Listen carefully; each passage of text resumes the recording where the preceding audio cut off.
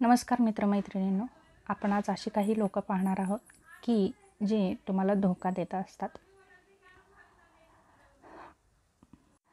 जे लोक तुमच्या जवळ येतात, इतर लोकांची चुगली करतात, इतरांना त्यांच्या नजरेत कमी दाखवतात, इतरांबद्दल वाईट बोलतात, अशा लोकांना दुसऱ्यांचा अपमान करायला, त्यांना खाली दाखवायला मजा येते.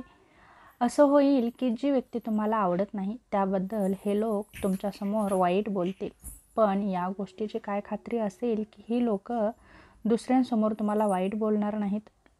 तुमच्याबद्दलही असे लोक कधी ना कधी तुम्हाला वाईट बोलतच असतात. चुगली करणाऱ्या आणि इतरांमध्ये काही वाईट गोष्टी शोधणाऱ्या लोकांवर कधीही विश्वास ठेवू नका. असे लोक तुमच्यासाठी घातकच ठरतात.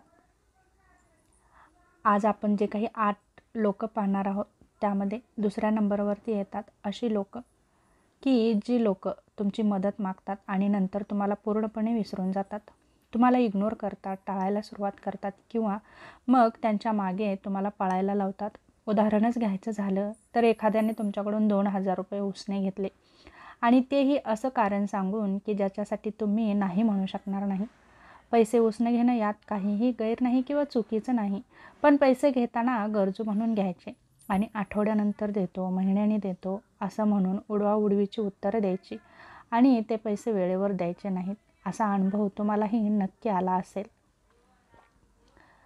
अशा लोकांवर तुमचा विश्वास उडायला हवा.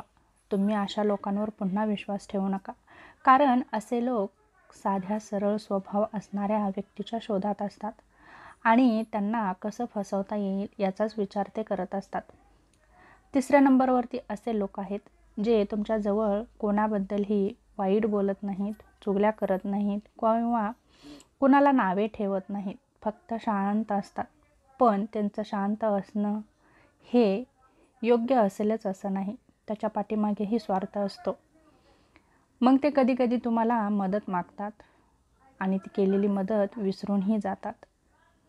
तिसऱ्या नंबरवरती जे लोक आहेत ते लोक असे आहेत की तुम्हाला म्हणतात की तुला एक गोष्ट सांगतो पण ती गोष्ट कोणालाही सांगू नकोस असं म्हणत ही लोक इतरांच्या आयुष्यातील खाजगी गोष्टी सगळ्यांना सांगत बसतात, इतरांना शेअर करतात. अशा लोकांवर मात्र अजिबात विश्वास ठेवू नका. गोड बोलून तुमची गुपिते माहीत करून घेतात आणि इतर कोणाजवळ तरी ती बोलून मोकळे होतात. असे लोक म्हणजे काळ्या दगडामध्ये लपलेल्या काळ्या सापासारखे असतात. कधी डंख मारतील सांगता येत नाही, कारण ही लोक तुमची गुपितं इतर लोकांना सांगतात, तुमच्या कमजोर बाजू सांगत असतात. तेव्हा अशा लोकांपासून सावध राहा. चौथ्या नंबरचे जे लोक आहेत जे तुमच्या अचिव्हमेंटवर खुश नसतात. तुम्ही जे काही मिळवलं आहे त्याचा त्यांना आनंद होत नाही. तुम्ही काही मिळवले किंवा कितीही यश मिळवलं तरी ते तुमच्या काही ना काही कमी शोधत असतात, कारण ते आतून तुमच्यावर जळतात. तुमच्या यशाचा त्यांना मुळीच आनंद झालेला नसतो. ते बरोबर तुम्हाला दाखवतील की तुमच्या यशात ते आनंदी आहेत, तुमच्या सुखात सहभागी आहेत, पण तसं नाही. ती लोक मात्र आतून जळत असतात आणि कट कारस्थानी करत असतात. 5व्या नंबरवर येतात ती लोक जी कधीही तुम्हाला सगळी गोष्ट एकाच वेळी सांगत नाहीत. प्रत्येक वेळेस काही महत्त्वाचं बोलायचं असेल तर पूर्ण न सांगता अर्धा भाग सांगणार आणि शांत बसणार आणि राहिलेली गोष्ट ऐकण्यासाठी आपण मात्र त्यांच्या मागं फिरायचं, त्यांना महत्त्व द्यायचं. एकंदरीत काय तर आपल्याला भाव द्यावा, आपल्याला महत्त्व द्यावं यासाठी अशी लोक अर्धवट गोष्टी सांगतात. तेव्हा अशा लोकांनाही तुम्ही वेळीच ओळखा. जे लोक छोट्या छोट्या गोष्टीवरून स्वतःला वाचवायला बघत असतात अशाही लोकांपासून तुम्ही नेहमी सावध राहायला हवं. दुसरी लोक म्हणजे छोट्या छोट्या गोष्टीवरून स्वतःला वाचवायचा प्रयत्न करतात, कारण ही लोक स्पष्टीकरण देत असतात. तुम्ही अशा लोकांना काहीतरी गोष्ट सांगता आणि त्यांचा युगो हर्ट होतो. तुम्हाला असं कसं म्हणू शकतोस, मी असा नाही तसा नाही, मी अमुक आहे, मी तमुक आहे, माझा स्वभाव असा आहे तसा आहे, तू मला ओळखलं नाही वगैरे वगैरे. स्वतःच्या बाबतीत नको तितकं स्पष्टीकरण देत सुटतात.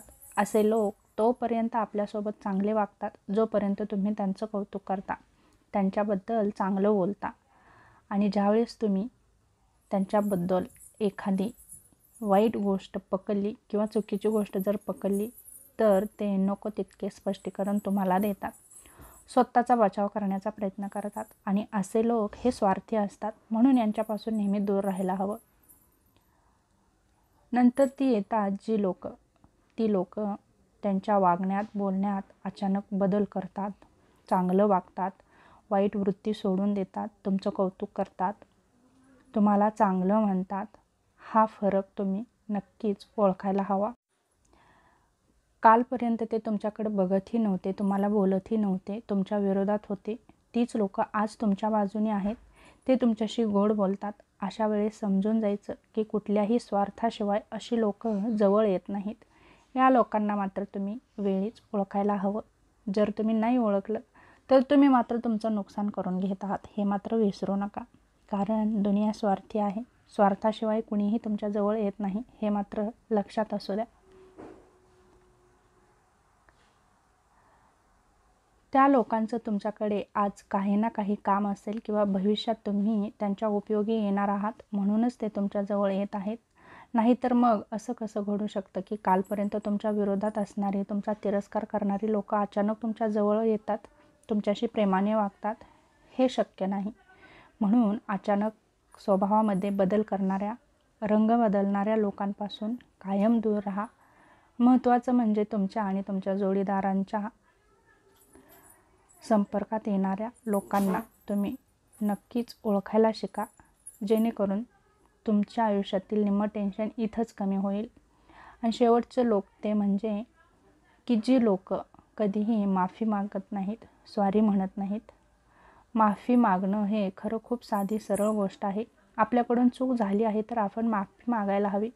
पण अशी लोक माफी न मागता स्वतःचं स्पष्टीकरण देतात. मग सॉरी, मी चुकलो, तर माझा हेतू असा नव्हता, मी हे या कारणासाठी केलं, असं स्पष्टीकरण देत असतात. मला माफ कर, पण मला नाही वाटत की मी कुठं चुकलो म्हणून, अशी त्यांची वाक्य असतात. तेव्हा झालेल्या चुकीचा त्यांना अजिबात पश्चाताप नसतो. वरवर दाखवायला सॉरी म्हणायचं, माफी मागायची, पण मनातून आणि बोलण्यातून मी कुठं चुकलोच नाही हे दाखवायचं. अशा लोकांपासूनही नेहमी दूर राहा.